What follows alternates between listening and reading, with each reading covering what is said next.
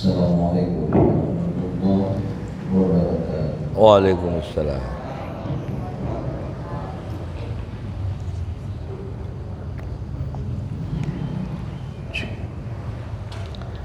Bismillahirrahmanirrahim.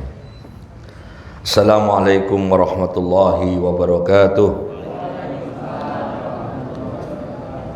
Bismillahirrahmanirrahim. Alhamdulillahirabbil alamin wassalatu wassalamu ala asrofil anbiya'i wal mursalin sayyidina Muhammadin wa ala alihi wa ashabihi ajma'in. Allahumma shalli ala sayyidina Muhammad wa ala alihi wa ashabihi. Al-mukarram wal muhtaram, para alim, para ulama, Bapak Ibu jemaah Masjid Al-Hidayah Al-Hashimi yang dirahmati Allah. Alhamdulillah kita bisa ketemu lagi di bulan Dzulqa'dah ini, dan insyaallah besok atau Senin itu sudah masuk bulan Dzulhijjah. Mudah-mudahan yang punya rezeki, yang punya keluasan atau kelapangan rezeki tahun ini bisa berkurban.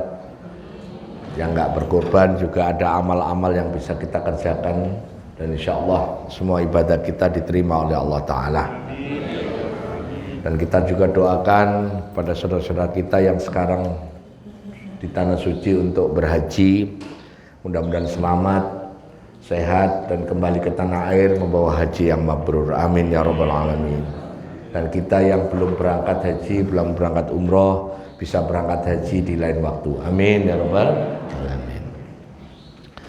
Pada pagi ini kita lanjutkan kitab Zadul Ma'ad, karena amanah yang diberikan pada saya adalah sifatnya tematik.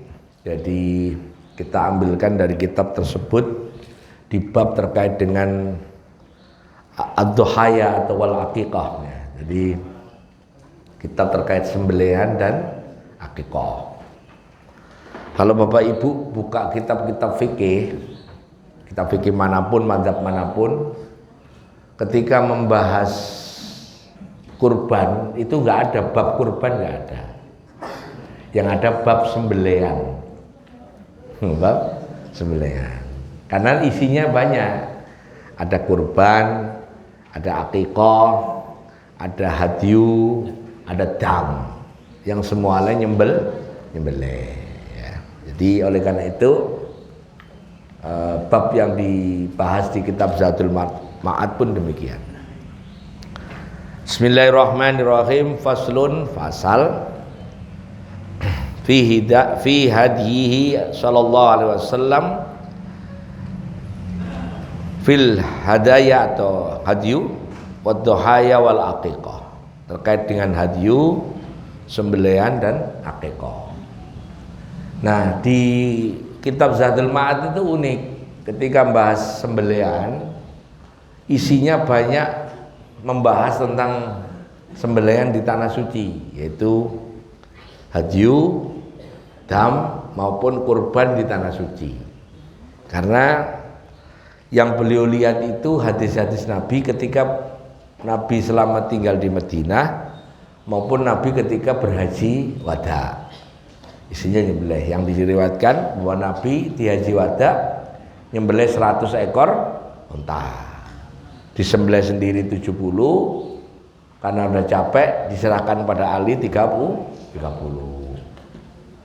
Itu contoh dari Nabi itu nyembelih unta berapa? 100. Satu ekor unta itu paling murah itu 30 juta. Berarti kalau 100 3 miliar. Rubicon bekas dapat 2. Rubicon bekas itu 1,5 masih ya. Rubicon bekas. Kalau baru 2,2, 2,3 lah. Masih sosok beliin Beat sama Supra itu dapat 10 ya.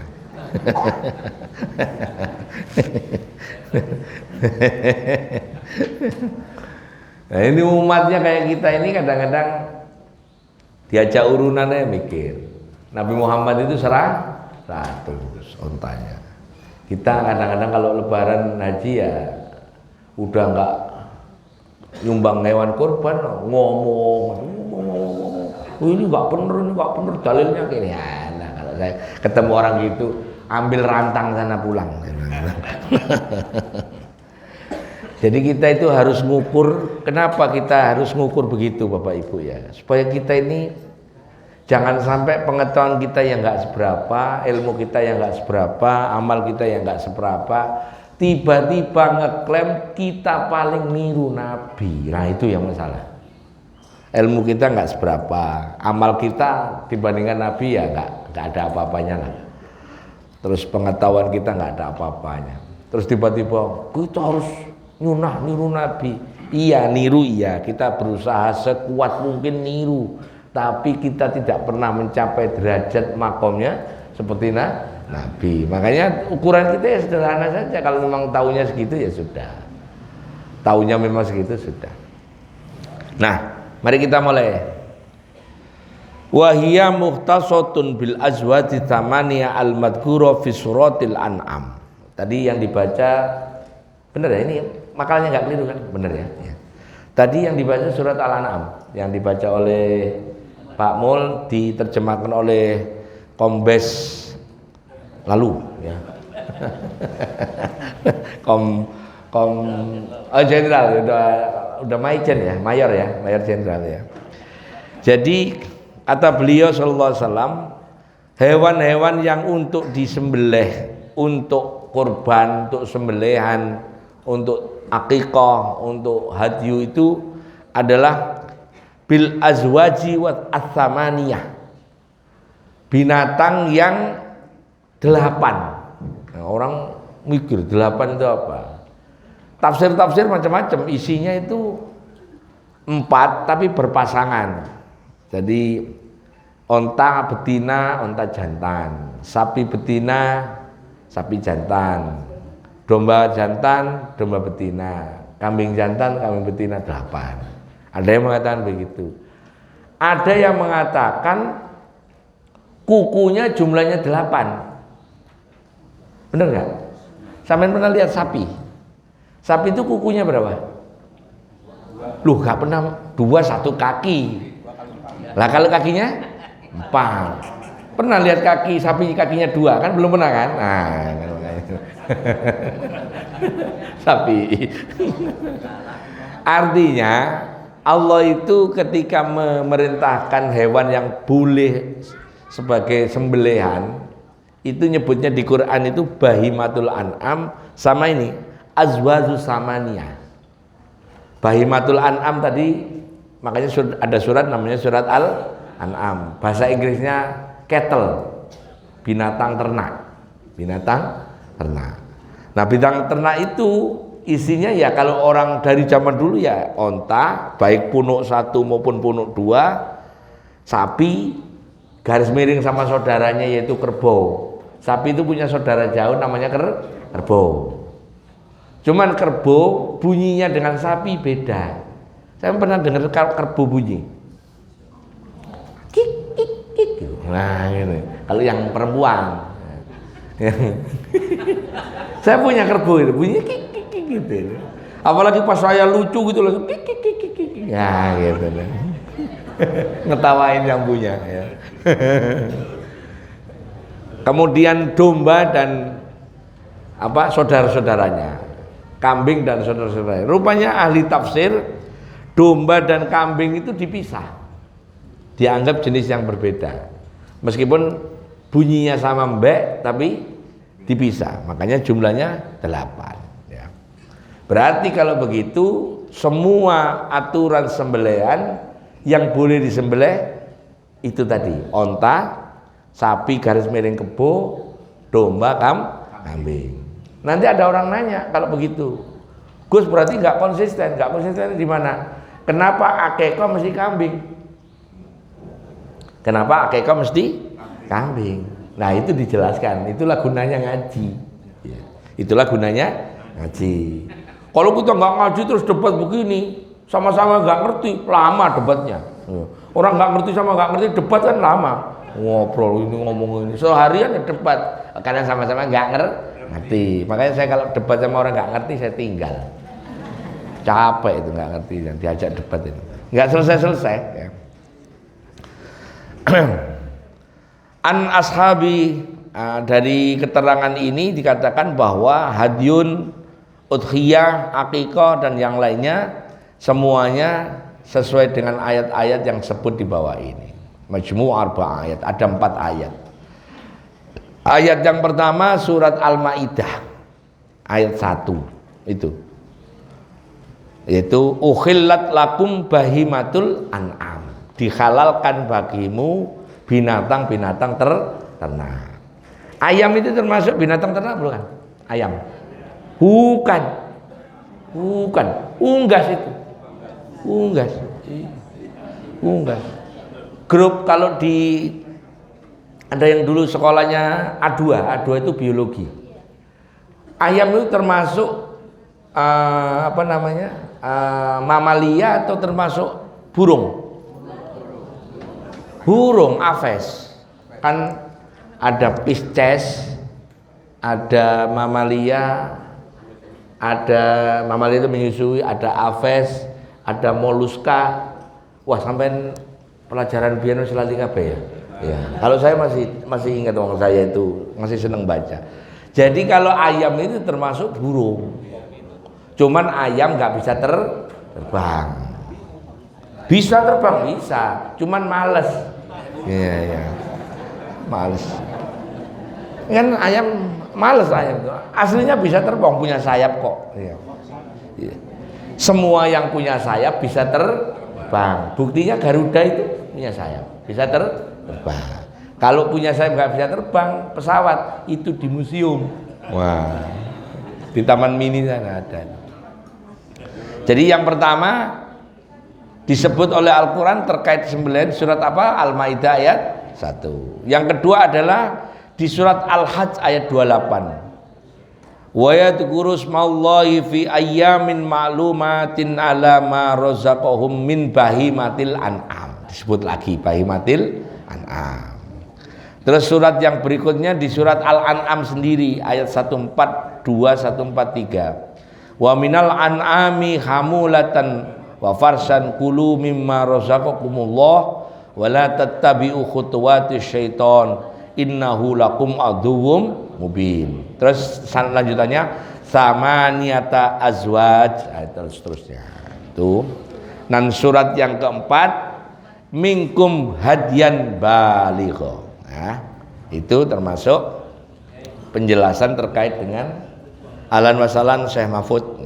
Alhamdulillah. Jadi ada 4 ya. Besok-besok kalau ada ujian anaknya, cucunya nanya, "Ibu, itu surat yang menjelaskan tentang sembelihan, sebut aja Al-Maidah ayat 1, Al-Maidah ayat 1, Al-Hajj ayat 28, Al-An'am ayat 142 143 dan Al-Maidah ayat 95." Gitu ya. Fadalla ala annalladzi adapun petunjuk terkait dengan hadyu minal haji huwa hadhil ajwati tsamaniyah wa hadza istibat Ali bin Abi Thalib radhiyallahu an. Kemudian dijelaskan oleh penjelasan Ali bin Abi Thalib bahwa wadaba'i allati hiya qurbatan ilallahi wa ibadatan hiya talat. Adapun sembelihan yang ditujukan untuk ibadah isinya 3, yaitu al-hadyu wal udhiyatu wal aqiqatu.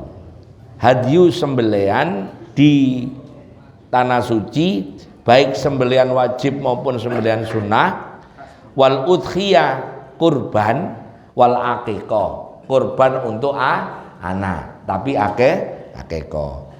Masing-masing ini hukumnya beda-beda. Hadyu dikenakan pada pribadi dan sedang haji. Jadi kalau orang nggak haji nggak ada hadyu. Kalau dia nyembelih tidak melanggar aturan ibadah haji, misalnya tidak tamattu, tidak qiron, kemudian tidak motong rambut, tidak kukunya tidak dipatahin, kemudian tidak pakai minyak wangi, tidak jidal, tidak rofas, terus nyembelih, sembelihannya hadyunya sunnah. Tapi kalau sedang tamattu, kemudian melanggar larangan dam, kemudian Jidal itu debat, orang haji debat itu. Ini bagi yang sudah pernah haji saya sampaikan ya. Kemarin saya ngisi manasik, nanya, orang nanya, apa betul jidal itu damnya nyembelih kambing? Betul. Seperti apa jidalnya? Ini bagi yang sudah pernah pergi haji ya. Mudah-mudahan haji kita yang sudah pergi haji diterima oleh Allah Ta'ala ya. Jangan-jangan ini abe, jangan-jangan ini abe. Debat tanpa faedah. Biasanya kalau orang pergi haji, tapi posisinya debat, sedang pakai pakaian ihram. Sudah pakai pakaian ihram, tanggal 8 Tarwiyah itu berangkat ke Arafah. Karena belum wukuf di tenda, biasanya ngumpul di depannya tenda itu dikasih kursi-kursi gitu, ada teh, ada kopi, ada indomie, ada mie sedap, ada pisang, ada macam-macam itu. Nah biasanya terus sambil ngutut ngobrol. Sebenarnya Prabowo itu bisa jadi presiden. Nah, terus yang satu nyaut, enggak, udah ketuaan. Wah, tersinggung yang dibilang ketuaan, berantem. Dan ini kejadian 2000, saya bawa jemaah itu 2014 sebelum pemilu begitu. Saya bilangin kalau nggak stop besok serahin 500 real, 250 sini. Motong kambing kalian. Iya. Terus diterusin lagi. Iya Prabowo udah berkali-kali nyalon masih nyalon terus. Ah, iya. Buat saya ketawa juga. Ya.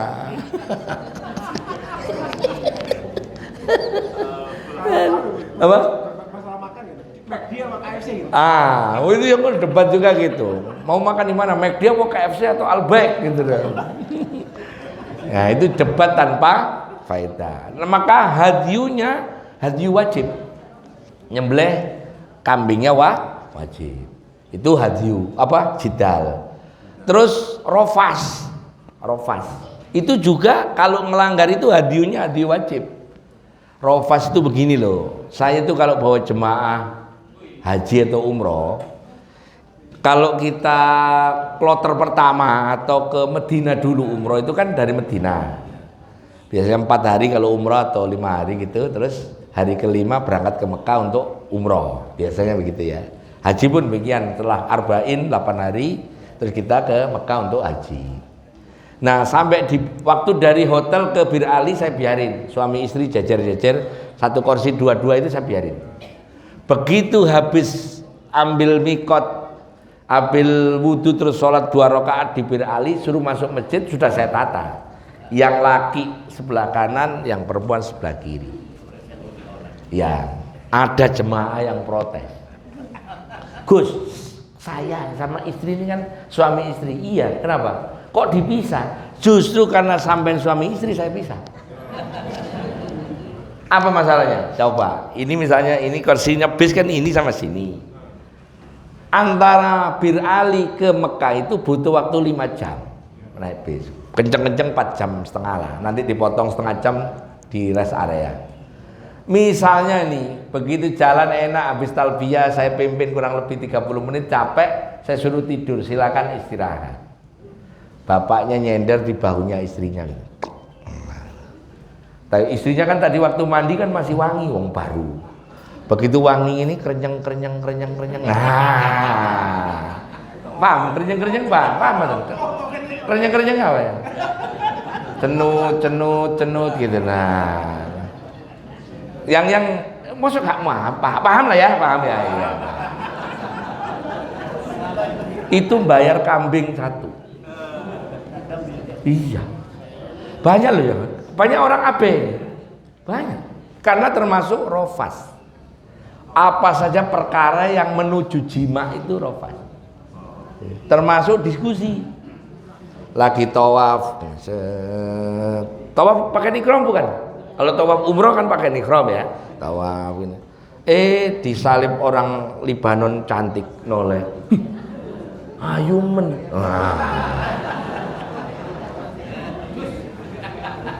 Nah itu kalau saya yang bawa jemaah mohon fokus, jangan ngerasani yang sebelah yang cakep-cakep. Makanya repot jadi mutawif itu, ngingetin begitu terus. Oleh karena itu mutawif dibayar, ya kan gitu. Itu seandainya dia terus pikirannya kemana-mana, ya bayar dam, kambing 1. Ya itu.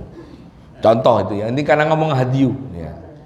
Itu hadyu itu pribadi dibebankan pada dirinya dan hanya ketika di tanah suci. Kalau udhiyah itu kurban. Makanya saya tadi cerita di semua kitab fikih dari yang zaman klasik sampai sekarang, asal itu kitab fikihnya bahasa Arab, nggak ada bab kurban, nggak ada. Adanya bab udhiyah. Lihat kata-katanya zat, ha, ya, tak marbuto. Kata dasarnya cuma 3. Zat, ha, ya. Bacanya dohaya atau duha. Makanya hari rayanya namanya Idul Adha karena kata-katanya sama. Duha atau adha, kalau adha itu bisa dipandang udhiyah sembelihan, bisa dipandang pakai isim tafdil paling pagi. Duha yang paling pagi itu namanya adha. Makanya sholat Idul Adha harus lebih pagi daripada sholat Idul Fitri. Harus lebih pagi. Kalau besok-besok ada masjid sholat Idul Adha lebih siang, saya pastikan pengurusnya nggak ngaji. Saya pastikan. Yakin dah. Oh iya. Yakin ngajinya nggak di Al Hidayah. Yakin. Minimal itu. Kenapa? Dari katanya, terminologinya saja sudah adha, paling pagi, duha yang paling awal. Ngitungnya dari mana? Dari syuruk. Syuruk sekarang jam 5.58. Sebentar lagi nih syuruk. Caranya ngitung dari 5.58 ditambah 15 menit. Berarti jam 6:13. Itu adalah waktu tahrim. Tidak boleh sholat tanpa sebab termasuk sholat isyraq.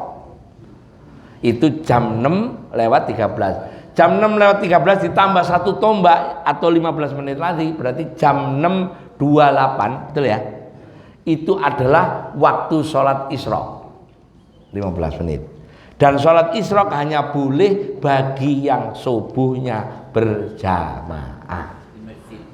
Di masjid boleh, di rumah boleh, pokoknya berjamaah. Jadi kalau ada orang sholat isyraq subuhnya tadi nggak jamaah, sebenarnya nggak ada sholat isyraq. Ini juga banyak orang yang nggak ngerti karena ngajinya nggak di Al Hidayah. Begitu loh, banyak yang pemahaman begini yang orang harus diberitahu lebih detail. Jangan sholat isyraq kan pahalanya seperti haji, justru karena pahalanya seperti haji ada syarat subuh berjamaah. Beruntunglah jenengan yang subuh berjamaah ini boleh sholat isyraq. Lah pas sholat isyraq Gus Arifin masih ngomong kalau seandainya ditimbang sholat isyraq dengan dengerin Ustadz ngaji mendingan ngaji. Karena orang 1 saat atau 1 jam atau 1 saat dengerin ngaji itu 1000 rakaat. Sholat isyraq mentok-mentok 6. Banyakan mana? 1000 sama 6. Enak. Bisa guyon. Sholat kan nggak boleh. Nggak boleh. Gitu ya. Itu namanya. Nah, jam 6.28 itulah sholat Idul Adha. Makanya, dan itulah mulainya sholat duha. Kalau mau sholat duha, sholat duha yang paling awal itulah waktu sholat Idul Adha. Berarti Pak Tri bikin jadwal besok sholat Id 6.30. Wah, bener kan? Nah, kalau sholat Idul Fitri tambahin lagi 2 tombak jam 7. Kalaupun mau 2 tombak jam 7. 6.45 kalau sholat Idul Fitri kemarin ya. Gitu ya. Jadi mohon izin yang jadi pengurus, kalau ada pengurus ngajak, udah sholat Idul Adha-nya agak siangan aja, khotibnya jauh rumahnya. Khotib kayak gitu udah tendang saja. Nggak paham itu khotib. Saya kalau Idul Adha itu pagi udah berangkat. Ya gitu. Ya, itu ya. Jadi udhiyah atau sembelihan kurban. Terus yang ketiga wal aqiqah, aqiqah. Nah, kalau hadyu itu taklifnya, beban hukumnya pada pribadi-pribadi yang pergi haji atau umroh. Kalau udhiyah juga pada pribadi, kalau aqiqah pada bapaknya. pada bapaknya. Jadi kalau jenengan yang waktu kecil belum diakekoi, misalnya sekarang punya duit, apakah perlu akekah atau kurban? Jawabnya kalau belum kurban lebih baik tetap kurban. Karena sebenarnya yang punya kewajiban akekah bukan panjenengan, tapi bapak. Kebetulan dulu bapak kita ngajinya nggak ke Gus Arifin, nggak tahu. Berarti Gus Arifin belum lahir masalahnya.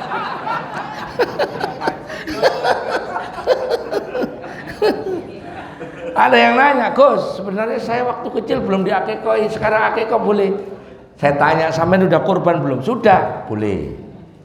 Kalau belum, duluin kurban. Karena kurban bebannya pada sampean, kalau akekah pada bapak. Akekah punya batas. Dari mulai hari ke-7 anak itu lahir sampai balik. Misalnya ada orang punya anak pengantin baru, anaknya lahir. Hari ke-7 mau beli kambing karena anaknya laki-laki, kambing 2. Tapi kambing 2 untuk akekah anak laki-laki itu punyanya Syafi'i, Hanafi dan Hambali. Kalau Maliki baik laki-laki maupun perempuan akekahnya tetap 1. Besok kalau tetangga ibu ada yang anaknya laki nyembelih kambing 1, jangan dirasani. Dirasani itu diomongin benar. Dirasani itu orang Jawa ya, digibain itu loh. Apa? Akekah kok anaknya laki 1. Malah jangan-jangan yang ngomong ini belum ngaji. Loh, itu benar ya. Saya bilang, lah kalau dia terus jawab, aku pakai Maliki loh lah selesai.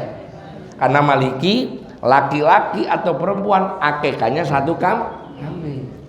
Mana buktinya? Waktu Hasan lahir disembelihin 1, waktu Husain lahir disembelihin 2. Jadi pernah nyembelih 1, pernah nyembelih 2. Nah, selesai. Berarti besok kalau ada orang akekah nyembelih 1 anaknya laki, jangan diomongin. Kemungkinan dia malah lebih pintar daripada sampean, gitu loh. Itu yang saya sebut tadi. Kok baru dengar Gus? Makanya ngajinya. Kok baru dengar piye? Makanya ngaji itu pentingnya itu kan. Nah itu baik. Itu akekah. Batasnya dari mulai hari ke-7 sampai balik. Begitu hari ke-7 beli 1 ekor kambing pun nggak bisa. Hari ke-14 nggak bisa, 21 nggak bisa. Hari pasaran, kalau orang Jawa pasaran itu hari 35. Karena pasaran itu jumlah legi pawin pong kliwon wage itu 5 dikalikan 7 hari. 5 kali 7 berapa? Lah iya itu namanya pasaran. Ini pun harus ngajinya ke sekarang. Harus orang Jawa. Kalau nggak Jawa nggak ngerti. Ya. Kalau nggak Jawa nggak ngerti. Pasaran itu 5. Nah, kan orang Bengkulu kan nggak ngerti ya. Nggak mudeng dia. Yang ngerti ini Pak Tri ini ngerti, Pak Mahfud ini ngerti. Nah, 35 nggak punya duit sudah. Sampai umur setahun nggak punya duit, umur 2 tahun balik umur berapa? Balik. Kalau perempuan berapa Bu? 9? 12 lah, 12. Kalau laki-laki ya 12-an lah. Umur 12 gak punya duit sudah, gak ada kewajiban. Itu akekah seperti itu. Kalau kurban beda lagi. Kurban itu seumur hidup sekali, pernah sekali. Seumur hidup pernah sekali. Itu pun pendapatnya Hanafi. Kalau pendapatnya Syafi'i, seumur hidup sekali itu hanya sunnah muakkad. Nah setelah sekali pernah, bapaknya sekali tahun kapan itu, ibunya tahun berikutnya, Covid kemarin anaknya disembelihin, anaknya 2, sembelihin 2 cukup. Tahun ini cuman bisa beli seekor kambing, cukup untuk berempat. Makanya ada ustadz bilang 1 ekor kambing cukup untuk 1 keluarga kalau masing-masing sudah pernah nyembelih satu-satu. Itu kok baru tahu?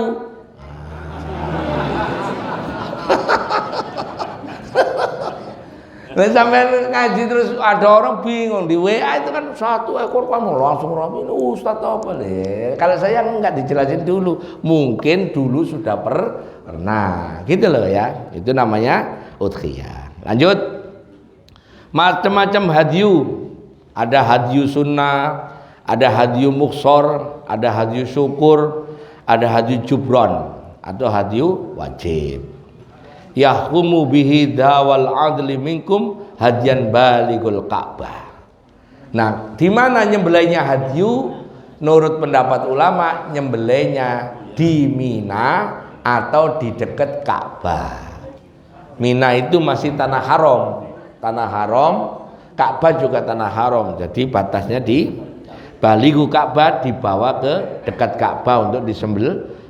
Kalau yang di dekat Ka'bah dulu Nabi nyembelihnya di Marwah, di sebelah utaranya Marwah. Bagi yang belum tahu Marwah, belum tahu Mina, saya doakan bisa haji, bisa umroh. Amin. Yang sudah tahu nanti bisa ke sana lagi. Amin. Ya, gitu ya. Pokoknya doa di bulan-bulan haram itu insya Allah diijabah. Itu hadyu. Nah, hadyu itu pernah disembelih oleh Nabi ketika ketika umroh yang pertama. Kopi apa teh? Ya wis dibagi sih. Ngasuh sih ya. Ya wis dibagi dulu ya. Rawame lah. Tehnya enak, teh tongji. Sohibmu tongji sohibku. Wah ini. Sampun Bu? Oke ya. Dengerin ini penting. Nabi itu pernah nyembelih hadyu wajib ketika tahun 6 Hijriah. Ini nanti untuk jelasin bab urunan kurban itu boleh apa tidak. Dari situ asal usulnya.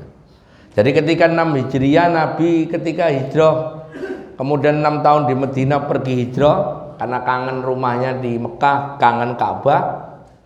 Beliau nempuh perjalanan 7 hari 7 malam dari Madinah sampai di Hudaybiyah. Sampai di Hudaybiyah berhenti, terus dicegat oleh pasukan Quraisy, dipimpin oleh Suhail bin Amr. Intinya Nabi nggak boleh masuk Mekah karena belum ada perjanjian. Nabi sudah pakai pakaian ihram, 70 orang sahabatnya yang ikut umroh juga sudah pakaian ihram. Rumusnya kalau orang sudah pakai pakaian ihram, sudah ambil mikot, harus tawaf, harus sa'i, harus tahallul. Harus. Nggak boleh. Misalnya bapak sudah pakai ihram, nggak jadi balik ke hotel, nggak pernah. Nggak boleh. Pernah kejadian saya bawa jemaah itu udah umroh ketiga. Saya bilangin bahwa bapak besok saya umroh ke Tanim. Terus ada dua orang anak sama ibunya. Pak, saya boleh ikut? Boleh, tapi kalau capek nggak usah, ibumu udah capek. Tapi dia sudah pakai ihram, sudah pakai kaos kaki, sudah ikut ke Tanim, ikut ke Tanim Domikot. Udah sampai Mekah kok malah ke kamar. Loh, mana ibu ini tadi? Ya, kalau saya pemimpin rombongan, ke kamar Gus. Loh, beritahu suruh ikut tawaf. Begitu kami selesai tawaf, selesai sa'i, tahallul, saya sampai, Bu, kok nggak ikut? Capek Pak. Ngapain tadi ikut ke Tanim? Nah bilang gitu. Berarti ibu harus bayar dam 1 ekor kambing untuk anak ibu, 1 kambing itu. Lah duit saya udah habis Tat. Lah mau diar udah. Enggak ngaji terus umroh yang ini gitu. Repot ini. Waduh, kacau ini. Ya kayak gitu-gitu. Makanya kalau saya mau umroh yang kedua, ketiga itu, kalau capek nggak usah. Nggak usah ya gitu. Nah, begitu Nabi nggak bisa masuk ke Mekah, Nabi rupanya juga belum ngecek waktu berangkat bahwa mestinya semuanya bawa hadyu sunnah. 1 orang bawa kambing atau bawa onta. Jadi salah satu sunnahnya pergi haji, pergi umroh itu bawa binatang hadyu dari tanah airnya. Ini sunnah yang hilang. Sunnah yang hilang haji umroh itu ini. Jadi pergi haji, pergi umroh, bawa kambingnya dari Pasar Kemis, dari Bona, dari sini. Masalahnya kan naik pesawat, ya nggak sih? Oh, diakali, mau nyunah Gus. Oke. Kambingnya dibawa ke salon, dimandiin, disepang, terus dipasin, dikasih lipstik. Wah, sing baik. Dibeliin tiket Garuda. Masuk pesawat jejer. Nah, ini bapaknya, ini ibunya, wedhus loro ning kene. Enggak mungkin. Itulah sunnah yang hilang. Makanya kalau ada orang, kita harus haji niru Nabi. Nah, enggak usah. Kamu itu mestinya bawa kambing dari sini. Itu contohnya. Nah, begitu kambing, ada yang bawa kambing, ada bawa unta. Ternyata setelah dihitung ada yang belum bisa nyembelih dam. Karena kambingnya kurang, untanya kurang. Maka terus Utsman atau Ali usul ke Nabi. Ya Rasul, boleh enggak? Tepatnya yang ngomong ini riwayat dari Abdullah bin Jubair. Ya Rasul, boleh enggak ini onta saya ambil atau ajak orang 6? Boleh. Jadi onta 1 ngajak orang 6, Utsman ngajak orang 6, Tolha ngajak orang 6, Ali ngajak orang 6. Itulah kemudian hadisnya, kami berserikat menyembelih 1 ekor onta untuk 7 orang. Itulah dasar yang dipakai oleh Syafi'i, Hambali dan Hanafi, bolehnya urunan. Tapi model urunannya coba dilihat. Itu ontanya Utsman, 6 orang nebeng. 6 orang nebeng. Yang beli Utsman, yang 6 orang gratis. Di sini begitu? Hah? Bayar dewek-dewek. Wong Mbak Enda nulis sapi ke 10 tinggal 2 orang. Mbak Enda itu. Aku monitor terus itu. Kan nggak ada kan? Sapi ke 10 Haji Mahfud, 6 orang nebeng, kan nggak ada kan? Nggak ada kan?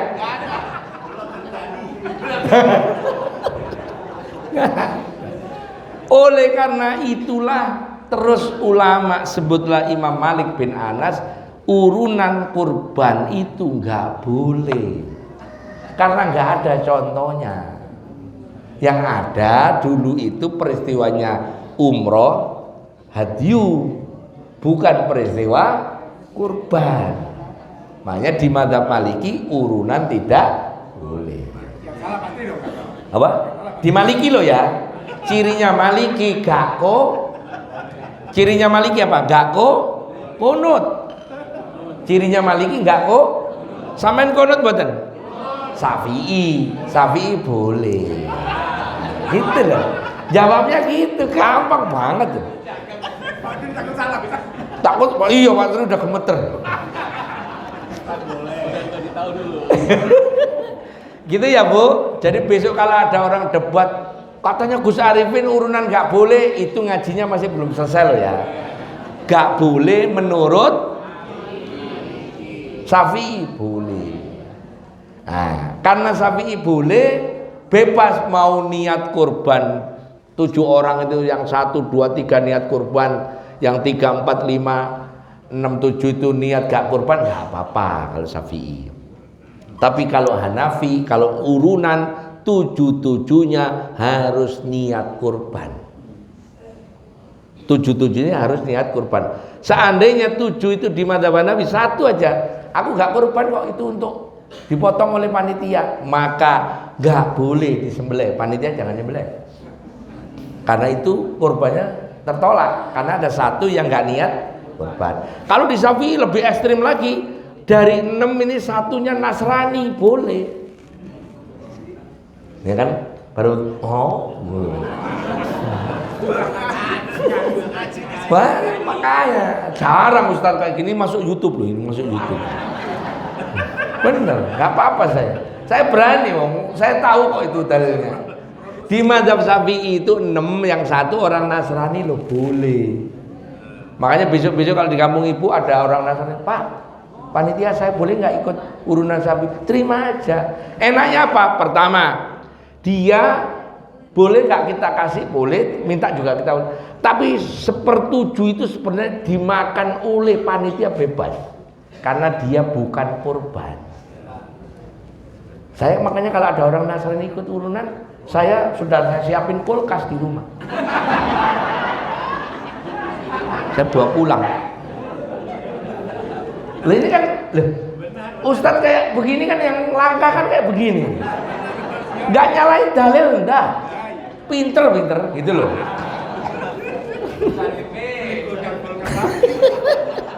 Ya, itu. Jadi kalau di Hambali, kalau di Hanafi apa tadi? Semuanya harus niat kurban. Kalau di Syafi'i satu orang Nasrani pun boleh. Terus ditanya, kenapa di Hanafi semuanya harus niat kurban? Karena dalil.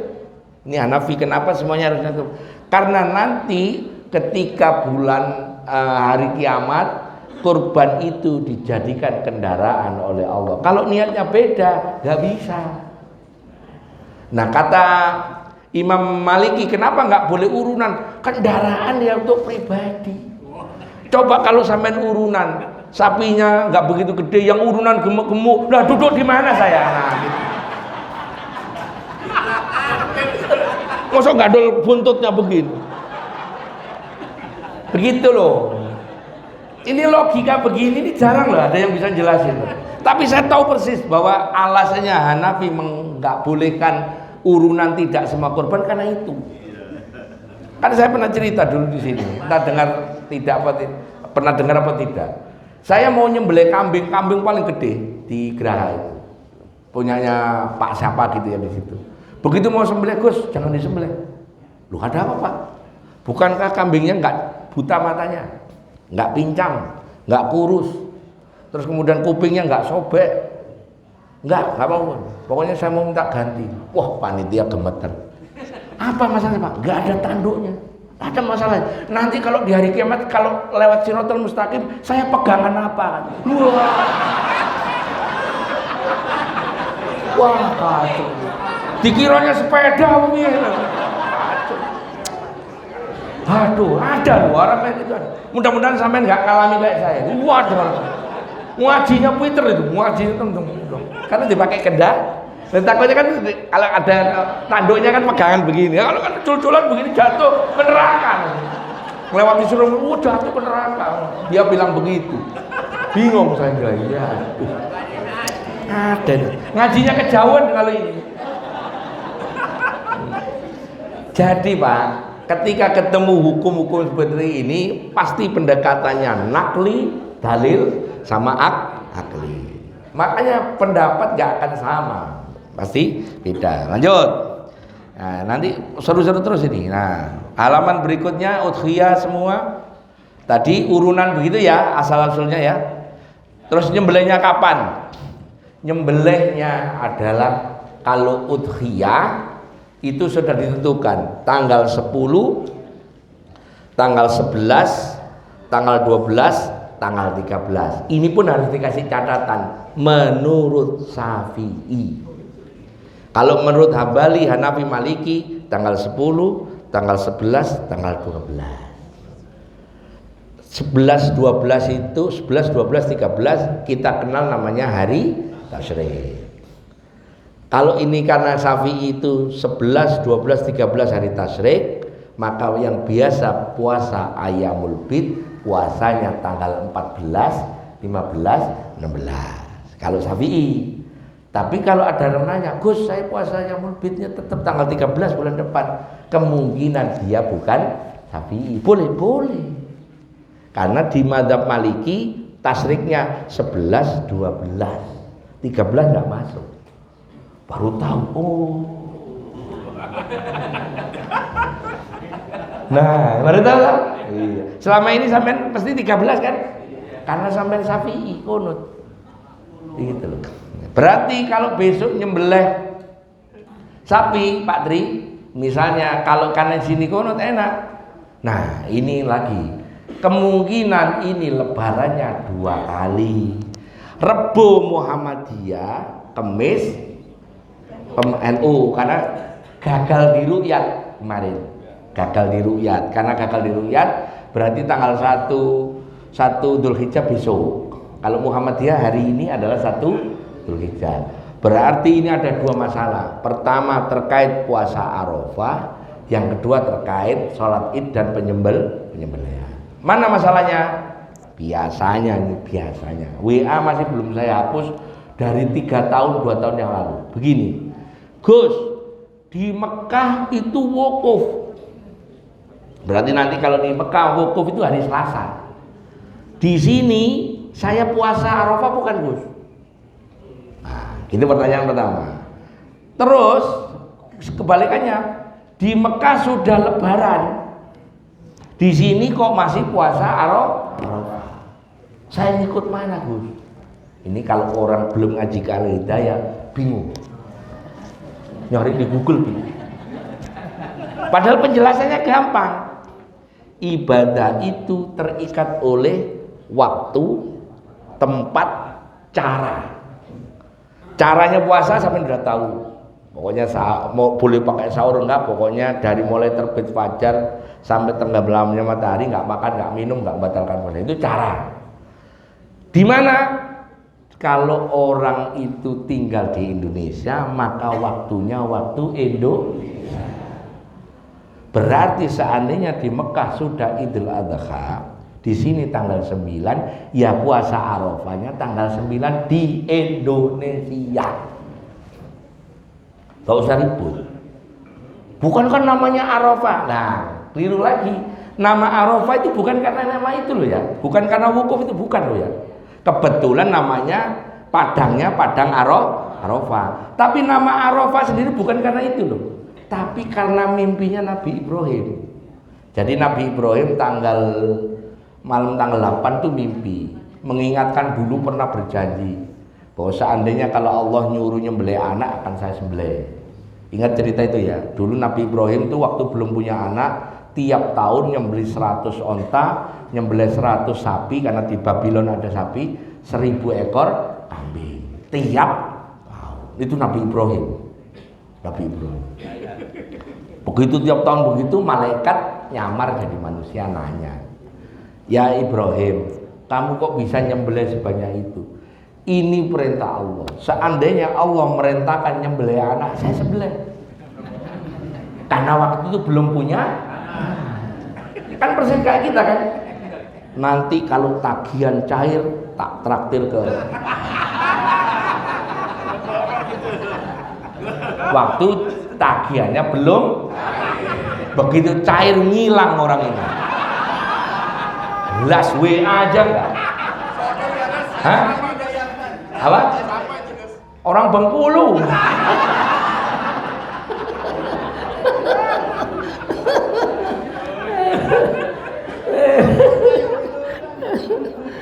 Begitu belum, wah kayak ya gitu. Begitu cair betulan ya. Assalamualaikum enggak ada. Las kan. Tak tungguin mana. Wirid sudah saya kasih. Saya dimintain doain. Saya dengar cair, belas enggak ada. Nah, karena itu terus begitu beliau menikah dengan Ibu Hajar ya, punya anak siapa namanya? Ismail umur 7 tahun, tanggal 8 Hijriah, waktu itu mimpi. Ibrahim, kamu potong anakmu, sembelih anakmu. Begitu bangun, karena Nabi Rasul itu mimpi itu adalah wahyu. Apa ya? Masa anak saya sembelih? Ragu-ragu, mikir-mikir, itu namanya tarwiyah. Tarwiyah. Malamnya tidur lagi, mimpi lagi yang sama persis. Bangun-bangun itu tanggal 9.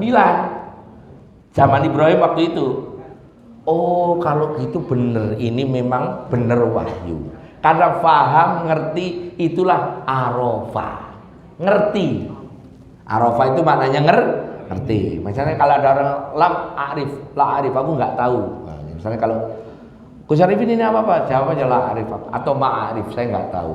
Arif, araf itu tahu. Arif itu orang yang tahu. Arifin termasuk kelompok orang yang tahu. Namanya Gus Arifin. Soalnya tahu semua. Ditanya ini tahu, namanya cocok. Arif.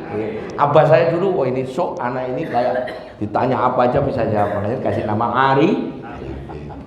Karena lahirnya bulan Agustus ditambah Agus. Nama asli saya dulu Agustus Arifin.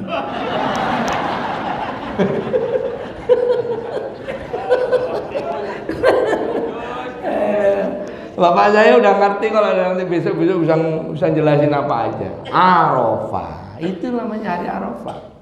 Jadi nggak ada kaitannya dengan orang wukuf memang hari Arafah betul karena memang aturannya Nabi dulu tanggal 9, gitu loh ya. Oke.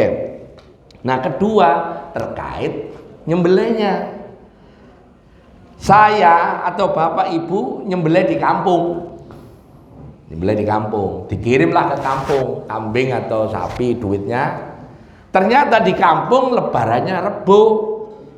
Paham? Sampai kalau begitu sampai telepon. Aku itu besoknya baru lebaran. Tolong kambing saya jangan disembelih. Kalau itu kambing ibu yang di kampung itu atas nama ibu dan ibu baru sholat hari raya, sholat Idul Adha-nya Kamis dipotong Rebo, jatuhnya sembelihan biasa, bukan kurban, gitu loh. Paham ya? Iya. Jadi telepon, gitu. Sama dengan sholatnya, sholat Idul Fitri, Idul Adha itu, sholat Idul Fitri wajib tanggal 1 Syawal. Sholat Idul Adha wajib tanggal 10 Dzulhijjah. Kemarin Idul Fitri ada yang nelpon, dia Jumat sudah nggak puasa, teman saya Surabaya. Berarti Jumat dia ngakuin sebagai 1 Syawal. Kemarin loh, kemarin kan Lebaran Sabtu ya. Ada yang Jumat, Muhammadiyah Jumat. Nelpon saya, Ji, kalau saya Ji, mertua saya kan NU, baru besok sholat. Saya Muhammadiyah hari ini. Mestinya kan sholat, tapi kan nggak enak sama mertua, takut sama mertuanya, karena motor mobil dibeliin mertuanya, dipecat masalah, dipecat mertuanya masalah. Terus gimana sih? Ya sekarang kamu cari tempat sholat, kamu sholat, nggak enak sih. Ya sudah besok aja ikut nganterin bapakmu, mertuamu, bawain sajadah, tapi sholatmu nggak sah. Nggak sah, orang sholat Idul Fitri kok tanggal 2 Syawal. Bagi dia, bagi dia. Ya. Nah kalau sampai udah ngerti gini kan gampang toh. Ya sudah. Loh terus kalau nggak sholat dosa ya? Nah, sholat Idul Fitri kan sunat toh. Ya iya, santai wae. Gampang kok, nggak usah ribut. Oke, terus, nah berikutnya. Bab tempat nyembelih. Tempat nyembelih zaman Nabi itu tidak pernah, saya ulangi, Nabi selama 8 kali di Medina, 1 kali haji, kan berarti beliau mengalami 9 Idul Adha. 8 kali di Medina, 1 kali haji wada. 8 kali itu beliau tidak pernah nyembelih dekat Masjid Nabawi. Tidak pernah. Makanya kalau ada orang nyembelih itu di RPH cocok, nyembelih itu di lapangan cocok, jangan di masjid. Pak Putri udah benar di situ kan, sekarang di luar di RPH. Oh iya udah benar itu. Cuman kalau di RPH ada masalah, sunahnya nyembelih hewan kurban adalah lihat. Lihat. Nah, karena ngelihat sekarang pakai video call, pakai Zoom, pakai WA. Cuman itu zaman Nabi belum ada. Zaman Nabi belum ada Samsung, belum ada Oppo, belum ada Vivo, bener gak? Kalau ada orang rewel, bid'ah, biarin. Memang belum ada. Boleh lihat, boleh tidak. Nyembelihnya di lapangan. Nah itu ada pertanyaan. Nah ini doanya nyembelih ya. Ini bagi yang mau nyembelih. Kambingnya mukanya dihadepin ke kiblat. Kalau bisa. Kalau nggak bisa ya ngadep-ngadepnya, karena waktu jatuhin sapinya ngadepnya suka-suka.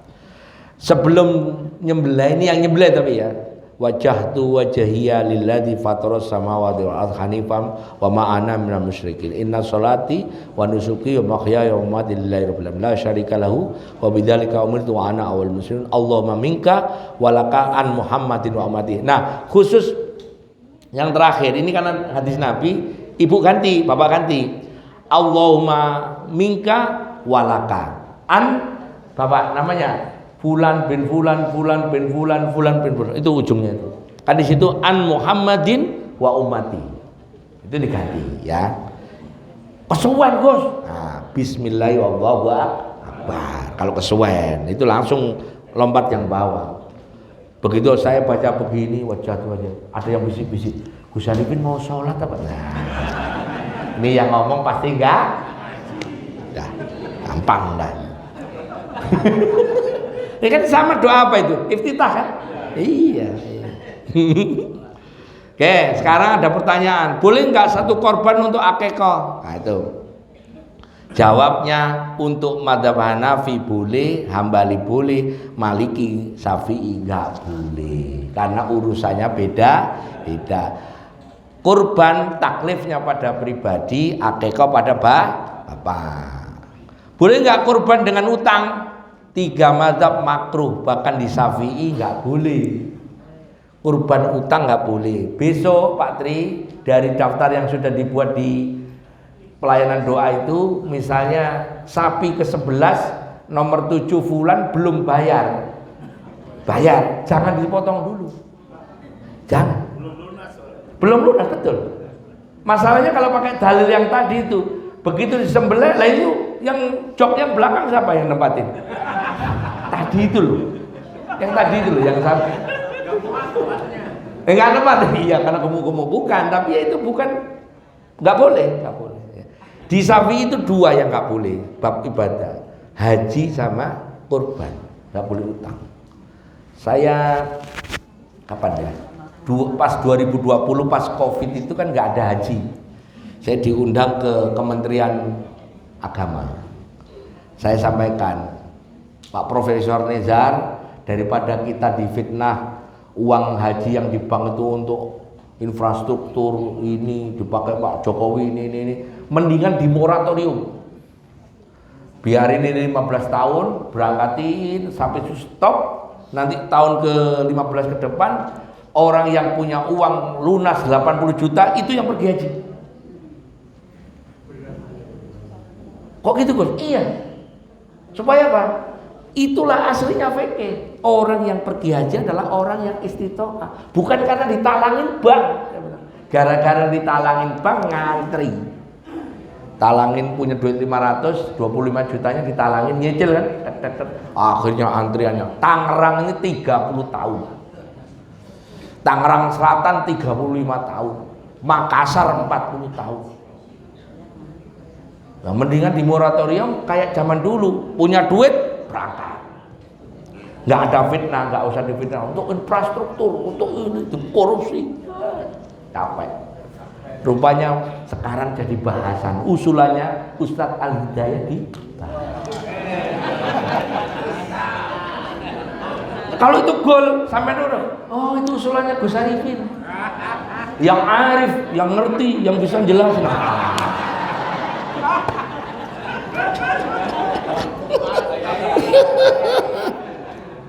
Siapa yang berani ngusul gitu? Kalau saya berani, saya yakin, dan saya nggak akan bergeser sedikit pun. Ngelanggar hukum enggak. Orang yang pergi haji itu hanya orang yang istitoah. Istitoah itu punya duit untuk berangkat, punya duit untuk yang ditinggal di rumah. Itu istitoah. Sekarang ini bank yang nalangin cekrek. Gara-gara bank nalangin, yang punya duit juga ikut daftar cekrek, ngantri. Akibatnya apa? Bapaknya nomor 70, istrinya nomor 75, atau kebalik, istrinya nomor 70, di antriannya itu kan by system, sana ngantri, satu Tangerang ngantri, bapak ibunya nomor 70, bapaknya nomor 75. Begitu dipangkas set yang berangkat sampai nomor 72, istrinya berangkat, suaminya nggak berangkat. Kejadian nggak? Kalau usul saya diterima dong Pak. Punya duit berangkat. Berarti enggak, orang miskin dan memang orang enggak punya duit enggak usah berangkat. Cari amalan yang setara haji. Enggak ada duit tapi sudah senilai subuhnya berjamaah, ngaji begini, dianggap sholat isyraq, ka'ajri haji wal umroh, tamah. Sudah pulang dari ngaji, ini sudah isyraq ya, sampean sudah dapat gelar haji. Cuman nggak boleh ke Pak RW. Tolong tulis nama saya Haji depannya. Kata RW-nya gendeng tekon ndi wonge. Gitu loh.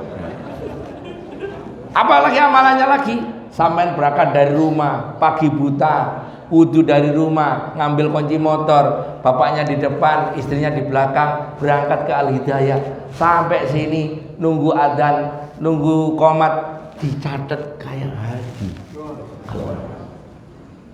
Itu baru 2, ada 10. Sampean masih punya orang tua, masih hidup, bapak ibu masih hidup, bawain makanan, bawain pakaian, seneng, ridho, haji. Kalau sampean tahu kan, rupanya untuk dapat pahala haji gampang. Kalau nggak, dan alhi, gue. Nggak, kalau ini banyak yang jelasin, ustadz lain banyak. Ada lagi, sampean duduk, di situ dibacain Quran. Tadi baca Quran bukan? Di situ dibacain sholawat. Baca sholawat, saya baca. Di situ ilmu diberikan. Ada ilmunya kan? Sampai selesai ridho haji. Baik yang dengerin maupun yang ngomong. Berarti sampai itu 8 kali pergi haji. Bener nggak? 8 kali kan di sini? Sebulan loh 8 kali. Siapa orang yang bisa pergi haji 8 kali? Kali 12, 80 kali. Yang bisa pergi haji 80 kali itu cuma Nabi Adam. Lu sampai seandainya nanti Gusti Allah itu, lu pahalamu haji, kaget. Perasaan belum pernah ke Mekah, belum pernah ke Madinah, kok sudah dapat haji itu tadi. Masya Allah.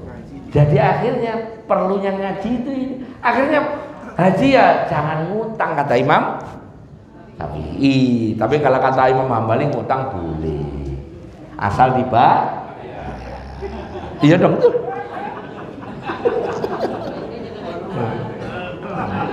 Clear. Lanjut terakhir. Ini masih rame. Gus katanya kalau sudah niat kurban nggak boleh motong kuku, motong rambut. Hanya Hambali yang haram, lainnya makruh. Itu pun kalau sampean mau kurban. Begini penjelasannya. Tanggal 1 besok belum punya duit, tanggal 2 belum punya duit. 2 hari menjelang Idul Adha, hari Minggu depan baru punya duit. Ngomong ke Pak Tri, ngomong ke Mbak Enda, aku mau kurban. Saat itulah jangan motong rambut, motong kuku. Tapi kalau sudah urunan yang didaftar di pelayanan doa itu ya besok sudah jangan motong kuku, motong rambut. Berarti hari ini motong kuku. Hari ini potong kuku rapi. Makanya saya udah potong loh, kan potongnya. Karena saya ada niat korban, gitu loh. Ini kuku udah rapi, kemarin saya bawa ke salon, dia krek. Satunya 20.000 ini, satu 20.000. Jadi ini 100, 400. Hah? Istri saya bayar ke istri 500. Yang macam sama pinter. Tak jawab istri saya. Itu bener kok istri saya. Jadi kalau ada orang haram pasti bukan Syafi'i. Hambali cirinya nggak kono. Nah ini yang penting bagi panitia, Pak Tri, panitia semua. Ketika mau disembelih, ternyata kambingnya waktu dituntun di jalan pincang. Nah, berarti diketahuinya cacat sebelum disembelih. Maka boleh nurut Maliki, Syafi'i, Hambali boleh sembelih aja. Kalau yang nggak boleh Hanafi. Berbeda dengan sampean udah tahu, ini kok sapi pincang sebelum disembelih jauh, misalnya hari kemarinnya atau sebelumnya, maka nggak boleh disembelih. kalau udah cacat. Atau sapinya dimasukin truk, beli dari pangkalan, karena dulu sapinya pernah ikut olimpiade. Wah, truk belum dibuka lompat, truk patah. Dan itu hari sebelumnya, maka itu termasuk cacat. Tapi taunya mau disembelih, sembelih. Karena kalau dibalikin panitia kasihan tekor.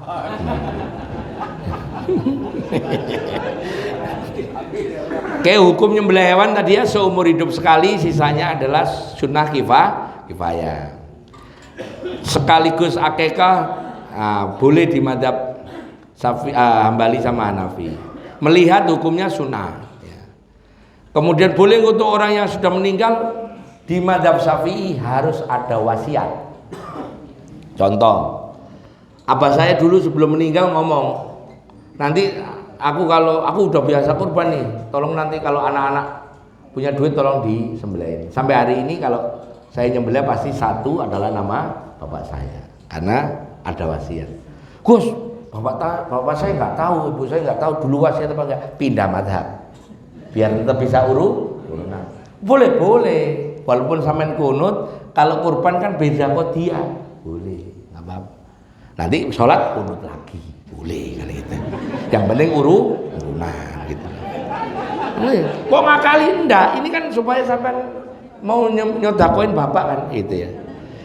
Cara bagi di madzhab Hambali itu sepertiga untuk yang punya korban, sepertiga untuk saudara-saudaranya, sepertiga untuk fakir miskin. Nah, di Maliki boleh tidak dibagi. Karena di Maliki tadi tidak ada urunan. Di Maliki itu aslinya disembelih-sembelih sendiri, dibeset-beset sendiri, dimakan-makan sendiri. Cuman kalau ini Maliki dipakai, dirasani orang.